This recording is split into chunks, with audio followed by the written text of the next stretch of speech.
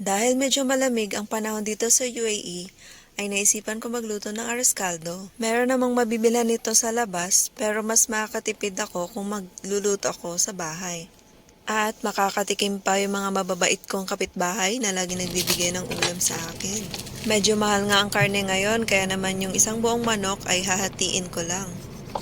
Yung kalahati ay pangsahog ko dito sa lugaw at yung kalahati naman ay pwede kong gawing adobo kinabukasan. At yung sibuyas naman ay nagmahal na rin, pero syempre hindi natin titipirin yan kasi mura pa rin yan kumpara sa Pinas.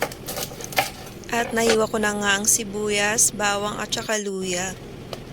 At nagtakal na rin ako ng malagkit, or kung wala naman kayong malagkit ay pwede rin yung jasmine rice. Medyo sticky rin naman yun kapag naluto. Yung halos na gastos ko sa recipe na to guys ay nasa around 15 dirhams lang, na makakakain na yung mga good for 4 to 5 persons. Ayun.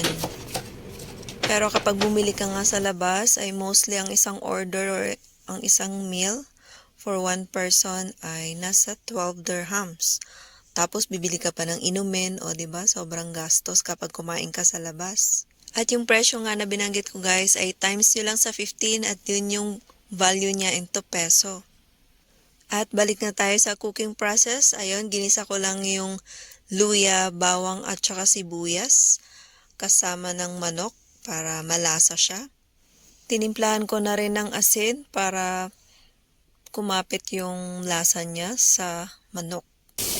Pwede rin naman kayo maglagay ng patis kung meron kayong patis, or kung mahilig kayo doon, or yung mga cubes, mga nor cubes, ganyan.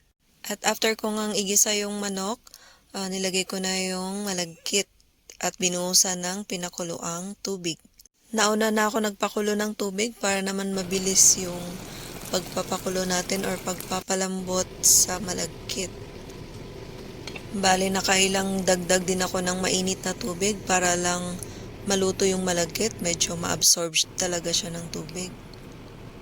At ang medyo mahirap lang sa pagluluto nito ay kailangan wala kang tigil sa paghahalo kasi para hindi siya dumikit sa ilalim.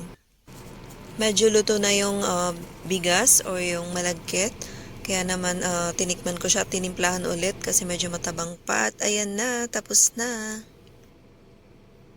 At ready to serve na siya with the toppings of onion leaves, boiled egg. Ayan, hinati ko lang siya para naman mukha siyang maganda. O, diba? Presentable pa rin na pang benta. Charot.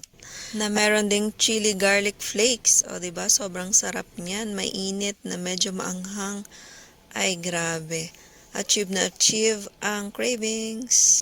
Thank you guys for watching. Please heart, comments, and follow my FB page, Chan Vlogs page.